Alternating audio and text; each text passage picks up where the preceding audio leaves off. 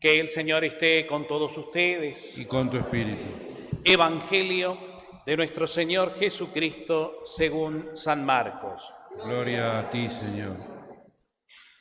Juan Bautista predicaba diciendo: detrás de mí vendrá el que es más poderoso que yo, y yo ni siquiera soy digno de ponerme a sus pies para desatar la correa de sus sandalias. Yo los he bautizado a ustedes con agua, pero Él los bautizará con el Espíritu Santo. En aquellos días, Jesús llegó desde Nazaret de Galilea y fue bautizado por Juan en el Jordán. Y al salir del agua, vio que los cielos se abrían y que el Espíritu Santo descendía sobre él como una paloma, y una voz desde el cielo dijo: Tú eres mi Hijo muy querido. En ti tengo puesta toda mi predilección. Palabra del Señor. Gloria a ti, Señor Jesús. Tomamos asiento, hermanos. Bueno, muy queridos hermanos en el Señor, como decíamos al comienzo, esta fiesta que pone punto final, broche de oro al tiempo de Navidad, este tiempo litúrgico tan hermoso que hemos vivido y que nos ayudó y nos tiene que seguir ayudando, porque acuérdense que el año litúrgico y cada ciclo del tiempo litúrgico que celebramos nosotros en misa y en nuestra vida cristiana es un medio, podríamos decir hasta es una excusa que Dios a través de la Iglesia nos presenta para que nosotros nos posicionemos en nuestra conciencia cristiana, tomando en cuenta y descubriendo o redescubriendo que la gracia de Dios es permanente, no es por un ciclo. Recordar y revivir el misterio de la Navidad nos ayuda a comprender que Dios está con nosotros siempre y que Jesucristo vino para quedarse siempre, no por un tiempo. Por eso este adagio de que todo el año es Navidad es una realidad, porque cada corazón tiene que vivir la Navidad, es decir, la presencia del Dios viviente en mí, que se encarnó y hoy sigue encarnado en mí. La palabra está en mí. Cristo vino, se encarnó, dio la vida, resucitó, ascendió y me configuró con su amor en el Espíritu Santo. De manera que yo ya no soy yo, es Cristo en mí. Cristo nacido, Cristo renacido, Cristo redentor, Cristo luz, está en mí. Y así todo. Cuando entremos en el tiempo preparatorio a la Pascua, tiempo de purificación y en la Pascua misma, lo que también volveremos a tomar conciencia es que el Señor ya dio su vida una vez y para siempre, pero la gracia de su resurrección es un presente continuo en mi vida y por supuesto en la vida de todos, que nos ha hecho comunidad. Cristo ha llegado y Cristo nos ha redimido y eso es eterno, permanente, que vive en nosotros y que cada uno lo tenemos que descubrir. Ir descubriendo, no es que no lo hayamos descubierto, sino que tenemos que seguir profundizando siempre en el misterio. Nuestra vida, entonces, es vivir cotidianamente nuestra vida, como cada uno la vive, según su misión, su vocación, lo que te corresponde hacer en tu vida cotidiana, en este mundo que estamos, pero desde algo mucho más profundo, que le da sentido a esta vida y que la sostiene con sus luces y sombras, como viene, a veces tan complicada, tan difícil, tan controvertida, en una convivencia que no es fácil, etc. Todo eso está sustentado por algo mucho más profundo y mucho más poderoso, que Jesucristo mismo asumió y vivió como nosotros. Él, sin dejar de ser Dios, se encarnó y se hizo igual a nosotros, y en esa realidad de hombre se las bancó todas, como nos las tenemos que bancar nosotros cada día, pero siempre, y esto es una constante que no tenemos que olvidar, siempre Jesús se tomaba de la mano del Padre, Él nunca se soltó de la mano de su Padre, por eso nunca perdió su identidad con el Padre, y en su vida de oración, en sus noches enteras de encuentro con el Padre, encontraba el sustento, la fuerza y el sentido a la misión que el Padre le había encomendado, como a cada uno de nosotros, que en nuestra vida cotidiana cumplimos una misión de amor, que la tenemos que ir viviendo desde Dios. Por eso es muy bueno, y vuelvo un poco a la idea de que el año litúrgico nos ayuda como un medio, es muy bueno profundizar y no perder de vista nuestra identidad profunda, es eso profundo que Dios hizo en nosotros y que es lo eterno. Porque todo lo que hagamos en este mundo y nuestra realidad terrenal va a desaparecer un día, va a pasar. Pero nos espera algo que ya está vivo en mí, en cada uno, y que es eterno. Que es la presencia de Dios, la gracia de Dios, el don de Dios, que me hizo hijo, que me hizo hija en Jesucristo. Y es Jesucristo quien vive en mí. Es el Jesús que se encarnó y ahora está vivo en mí. Yo estoy encarnado, es decir, vivo de la presencia del Hijo del Hombre en mí. Por eso, esto es difícil tal vez de comprender, eso es como una especie de juego de palabras, ¿no? Que uno lo puede decir, pero en definitiva esto se vive desde la fe, no tanto desde la explicación racional, porque podríamos hablarlo tanto y siempre quedarnos con algún interrogante, porque la razón no llega a comprender la obra de Dios, que es un misterio. Pero que somos obra de Dios y que Dios está en nosotros y que nuestra realidad divina es una verdad, eso es innegable y solamente lo vamos a asumir desde la fe. No desde la razón. No te preocupes por razonarlo, créelo y desde la fe vivilo y vivilo intensamente, dejando que Dios en tu vida interior, en tu vida de oración, en tu camino al corazón cotidiano, te lo vaya revelando, Él lo va revelando, Él va manifestando este misterio y nos vamos a ir dando cuenta que somos ese misterio. Mi vida es un misterio. El Padre Pío, uno de los tantísimos santos que vivió una intensidad así de misterio en su vida, en su dolor, en su configuración con Cristo sufriente, él mismo decía y le decía a la gente, a veces hasta algunos que lo perseguían y que no lo trataban bien, inclusive desde dentro de la iglesia, que lo chuceaban y le decía, ¿y vos quién sos? Y ni yo sé quién soy, porque hasta soy un misterio para mí, decía. Y Dios a través de él obraba. Sanaba corazones, sanaba enfermos, convertía en el confesionario almas que se configuraban con Dios. Él era un misterio. Es el Señor quien lo hace en mí, decía. Yo no soy más que un... Y en su carne vivía un montón de situaciones dolorosas porque fue un hombre enfermo toda su vida, fue un hombre limitado físicamente, que hasta al principio... Desde el convento le decían, y mirá, no sé si vas a poder seguir siendo fraile porque tu vida, tu salud es un hilito. Y lo mandaban a la casa. Y él, sin embargo, con su santa paciencia, no dejaba de estar unido a Jesús y el Señor lo revivía. Y así fue que vivió los años que vivió, con una salud endeble. Pero en esa situación de comunión con Dios, él realmente hizo un bien enorme a un montón de almas que se acercaban a él. Entonces, eso que hizo con este ejemplo que se me ocurrió ponerles, lo hace con vos, conmigo, con cada uno. Desde lo que vos sos. Esposo, esposa, padre, madre, trabajador, trabajadora, hijo, abuelo, aún con los achaques propios de tu vida o de tu salud, que a veces no es la mejor, en estas épocas de tantos cuidados, etcétera. Sin embargo, el Señor, fíjate, cómo te usa. Y es lindo, en el buen sentido nos usa, es decir, Él a través nuestro se manifiesta. Él quiere seguir manifestándose y llegando a otros a través de mí, con mis limitaciones y hasta con mis pecados.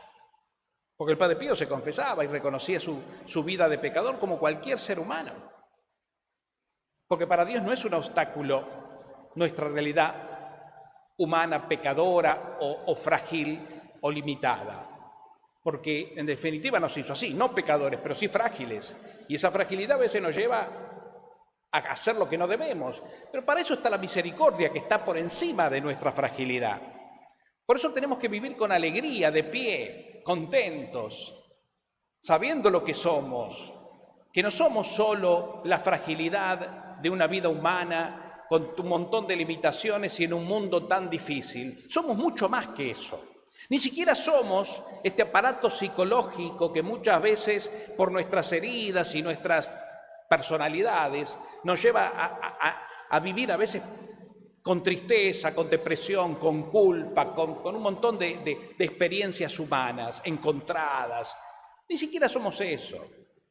Como les dije una vez, toda esta imperfección, toda esta oscuridad que a veces nos acompaña, eso un día se va a quedar en nuestro cadáver. Quédense tranquilos. Lo que va a ascender es la vida verdadera, el alma purificada y liberada ya de toda esta parcialidad terrenal. En nuestro cadáver, que es materia, que seguirá su proceso biológico, ahí se va a quedar todo. Angustias, tristezas, culpas, miedos, oscuridades, celos, etcétera, etcétera. Todo se va a quedar ahí. Todo. Así que no se preocupen. Eso no se lo van a llevar a la eternidad. Porque eso es parte de la humanidad terrenal. Estamos llamados a algo mucho más sublime que ya está en nosotros y que es lo que nosotros tenemos que aprender con nuestra vida interior en comunión con Dios a que se manifieste. Porque cuando se manifiesta Cristo en mí, el hombre viejo va muriendo, va pasando a segundo plano y surge en mí el hombre verdadero. Un poco, entonces, la idea de esta fiesta del bautismo del Señor es eso. Porque entre otras tantas cosas que podríamos sacar así a nivel teológico, espiritual, de los textos y de la fiesta de hoy, que no lo vamos a hacer porque se nos iría mucho tiempo, sí me interesaría ir al sentido del bautismo. Cuando Jesús se bautiza, no es que Jesús, con el bautismo de él, vino a darle forma o a prefundar nuestro bautismo sacramental, que quedó sí prefigurado, digamos, determinado cuando Jesús resucitó. Pero, de alguna manera, el bautismo de Jesús en las aguas del Jordán, al manifestarlo en esta teofanía que el Padre habla, como dice el Evangelio de Marcos que acabamos de escuchar, Jesús entró al agua, como un judío más, fue a bautizarse cuando Juan lo que predicaba era un signo, es decir, vengan, bautícense como un signo de arrepentimiento, porque si se arrepienten, se preparan para recibir la plenitud de Dios que viene en el Mesías. Entonces vengan, arrepiéntanse, Dios llega, prepárense. Y este es un signo. El que se bautiza es como que asume la preparación y la disponibilidad a recibir al Mesías. No era más que eso. Y la gente iba, y de hecho hasta le preguntaban, bueno, me bautizo, Juan, me arrepiento, pero ¿qué tengo que hacer concretamente? Y bueno, hace esto, hace aquello, viví mejor, no abuses de nadie, sé misericordioso. Juan les daba consejos concretos. Y la gente se bautizaba, y Jesús se mete en la cola. Por eso Juan, cuando lo descubre por el Espíritu Santo que se lo manifiesta, no quiere bautizarlo, dice. Al contrario, pero Jesús le dice, dejá, esto tiene que suceder, porque está todo armado por mi Padre, dejá, bautizame. ¿Qué significaría esa actitud de Jesús que no necesita arrepentirse de nada? Que Él, de alguna forma, bautizándose, carga, aunque Él no es pecador, carga con la miseria de todos los que sí eran pecadores y se iban a bautizar, y que después destruirá, por así decirlo, y entregará al Padre en la cruz, cuando Él se hace pecado sin ser pecador, asumiendo el pecado del mundo y con su muerte mata, destruye lo que mataba a la humanidad. Por eso la muerte de Cristo es vida y la resurrección de Cristo nos resucita, nos redime definitivamente. Ahí sí toma vida el bautismo sacramental, porque ¿qué es nuestro bautismo? Ese que recibimos la mayoría de nosotros cuando éramos bebés, donde papá, mamá y los padrinos nos trajeron a la iglesia y el cura nos bautizó por nuestro nombre. Yo te bautizo, fulanito de tal, en el nombre del Padre, del Hijo y del Espíritu Santo. ¿Qué significó eso? Significó justamente nuestra Pascua, vivir de una manera sacramental, por el agua y el Espíritu Santo, lo que Jesús vivió en la cruz. Por eso también está el signo que cuando Jesús fue crucificado y el soldado, él ya muerto, le abre el costado, ¿qué brota? Dice el texto evangélico. Brota sangre y agua. Agua como signo de la purificación, que tantas veces en la Sagrada Escritura del Antiguo Testamento se usa y en el Nuevo Testamento también. Jesús mismo hablará del agua. Yo te voy a dar, le dice la samaritana, un agua viva, y quien bebe de esta agua ya no tendrá sed. Se refiere al agua del bautismo, de la nueva vida, de la purificación. Y sangre. ¿Por qué sangre?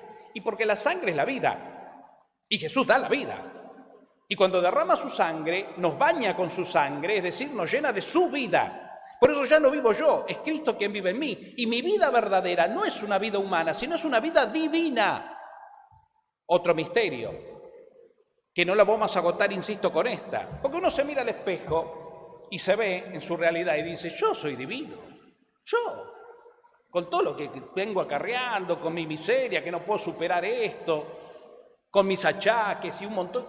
Sí, porque no te tenés que medir desde lo que ves, sino desde lo que crees, desde la fe, desde un misterio que vive en vos, desde una semilla de eternidad que ya está viva en vos, que Dios sembró justamente el día de tu bautismo, y que de ahí se desprende tu vocación, tu misión cotidiana. ¿Cuál es tu misión desde tu vocación? Continuar la obra de Cristo. Por eso, entre otras gracias que nos da el bautismo, y la primera y fundamental es que nos hace hijos de Dios y herederos de la gloria, entre otras gracias que nos da el bautismo, ¿qué nos da? Nos da la triple dignidad de Jesucristo. Jesucristo es sacerdote, profeta y rey. De esto ya hemos hablado varias veces, ¿no? Pero viene bien tal vez hoy recordarlo. ¿Qué es el sacerdocio de Cristo? El sacerdocio es una entrega. Los sacerdotes de la antigua alianza tenían la misión de ofrecer una víctima como homenaje a la divinidad y por medio de la cual, con esa entrega de la víctima, que eran animales, metían ahí todas sus intenciones y sus vidas y sus pecados, que lo ofrecían a Dios. El Cordero del Antiguo Testamento, que los judíos ofrecían, ¿no? Ahora viene Jesucristo y dice, basta de animales, yo soy el Cordero que se inmola por ustedes y lo hago desde la cruz. Ese es el signo sacramental, o mejor dicho, el signo sacerdotal, una entrega, un servicio, una ofrenda. Cuando vos ofreces tu vida en el nombre de Jesús por el bien de otro, estás ejerciendo tu sacerdocio real o bautismal. De eso es. Y somos todos sacerdotes por el bautismo. Después nosotros los curas tenemos una vocación especial donde se nos da un sacerdocio ministerial por el cual para el servicio del pueblo se nos capacita por el orden sagrado para administrar los sacramentos, para darles a ustedes, al pueblo, los sacramentos que el Señor a través nuestro les da. La Eucaristía, el perdón de los pecados, el bautismo, la unción. Somos nosotros los capacitados por la gracia de Dios para eso, siendo en el común tan cristianos como ustedes, no superiores, simplemente servidores. Porque el sacerdote cumple una misión y un servicio sacerdotal. El esposo o la esposa cumplen una misión desde la vida matrimonial. Y así cada uno por su bautismo la misión de Cristo en el mundo. Somos todos iguales, con distintas misiones. Entonces, sos sacerdote, sos sacerdotisa si te gusta, por el bautismo para entregar tu vida en el nombre de Cristo, ofrecer. Por el otro, tu servicio diario. Profeta, la otra dignidad de Cristo, porque Jesús ya no es un profeta como los del Antiguo Testamento, que eran profetas, pero los profetas del Antiguo Testamento recibían de Dios lo que tenían que decir por el Espíritu Santo. Cristo es la palabra mismísima, que no la recibe del Padre, es la palabra del Padre. El verbo se hizo carne, dice el prólogo de Juan, ¿se acuerdan? Es decir, el verbo, el logos, la palabra, se hizo humana. De ahí su plenitud profética. Bueno, esa plenitud profética está en vos, está en mí, porque Cristo está en nosotros. Entonces vos tenés que ser un profeta en el mundo, una profetisa en el mundo, que no es, y eso a veces lo interpretamos mal, el profeta no es el que habla como un visionario del futuro. No, el profeta habla desde el presente. Todo profeta del Antiguo Testamento le habla al pueblo en el momento que le está hablando, sobre la realidad concreta que está viviendo. Que después eso, porque así es Dios, tenga un sentido que va más allá y que se cumple en Jesucristo siglos después, sí. Pero el profeta ni se acuerda, ni sabe de Jesucristo. Eliseo, Elías, Daniel, Oseas, el que quieras, hablaban al pueblo en el momento que tenían que hablar, en nombre de Dios. Y su palabra, que era un presente, también tenía una proyección futura que se cumple en Jesús. Pero ellos ni sabían, ni se les pasaba por la cabeza que iba a venir después Jesús. Nosotros sí. Entonces hoy nosotros somos ese profeta encarnado que es Cristo, la palabra de Cristo en tu corazón. Por eso también decimos que somos como un evangelio abierto y que nuestra vida tiene que reflejar la buena noticia de Jesús ante todo aquel que la venga, que se acerque a mí, a vos. El que se acerca a vos tiene que encontrar a Cristo y su palabra. Esa palabra que conforta, esa palabra que alienta, esa palabra que perdona, esa palabra que da sentido, ¿no? Que ama, porque Cristo es amor, Dios es amor. Eso es lo que tenemos que esforzarnos de alguna manera de reproducir nosotros, esa imagen viva y no la otra que a veces nos gana la vida. Y después reyes, la otra dignidad, sacerdote, profeta y rey. ¿Por qué rey? Y bueno, ustedes ya lo saben, porque nosotros somos testigos de que el reino ya llegó. Jesús predicaba en su vida terrena que el reino del Padre ya estaba entre nosotros. Vayan y anuncien que el reino ha llegado. ¿Y de qué reino se trata? El reino de los redimidos, de los hijos. Un reino que está aquí, pero que llegará a plenitud cuando entremos en la dimensión sobrenatural, ¿no? De la vida nueva que nos espera, pero que ya está acá y que debe ser predicada, anunciada acá, porque llegó. Y que todo hombre que tiene un corazón abierto la recibe, lo percibe. Ese rey, Jesús nos ha coronado. El día del bautismo recibiste una corona de gloria, una corona imperecedera de gloria, que el Espíritu Santo, al descender sobre vos, te puso, no en tu cabeza, en tu corazón. Y entonces somos reyes, estamos llamados a reinar. Fíjense entonces qué grande, qué sublime, qué misterioso, ¿no? Y qué generoso es el amor de Dios, que no solo nos quiere en el cielo para que estemos ahí abajo, sino para que formemos parte de un reinado. No somos ya súbditos y Él es un rey, sino que Él nos asocia a su reinado para gozar de la plenitud de un reino de amor infinito, inimaginable, que nuestra cabeza no alcanza a abordar, desde luego, pero que es verdad, que está, que nos espera y que es nuestra alegría y nuestra esperanza, donde habrá reencuentro. El bautismo nos llama a un reencuentro con los bautizados que ya están en la gloria. Habrá un reencuentro en el reino de felicidad, de amor, de comunión eterna, esa famosa comunión de santos de una manera ya plena y perfecta. Todo es un misterio que de alguna forma hoy, en este día, se nos invita a profundizar. Pero no solo este día, hoy se nos invita para que teniéndolo presente lo profundicemos cada día.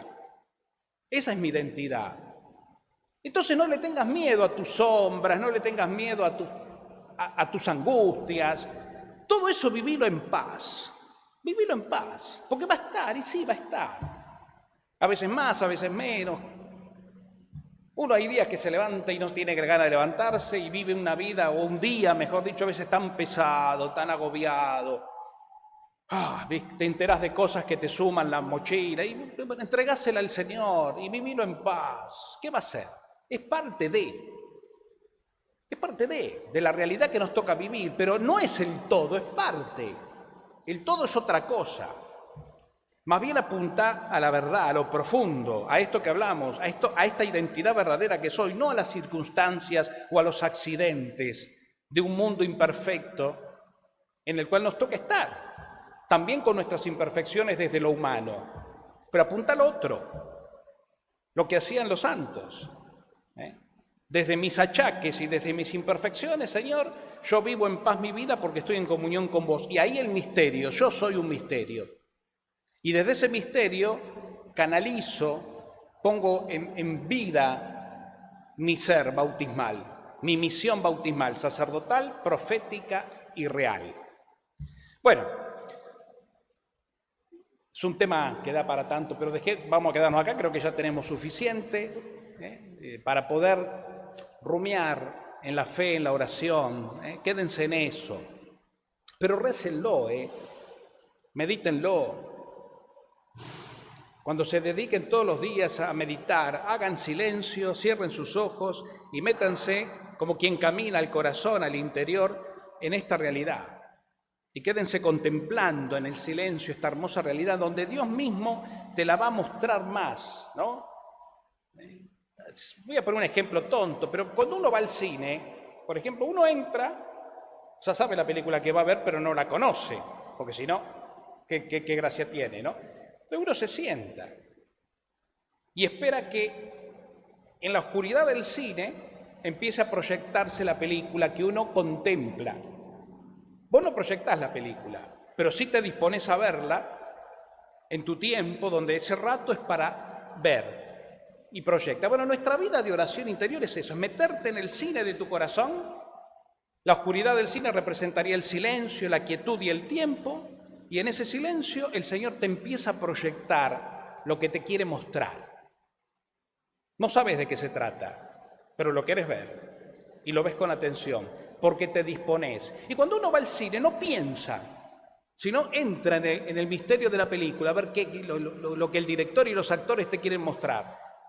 Después sacas tus conclusiones, pero en el mientras tanto mirás y te dispones con toda tu atención, todos tus sentidos están ahí.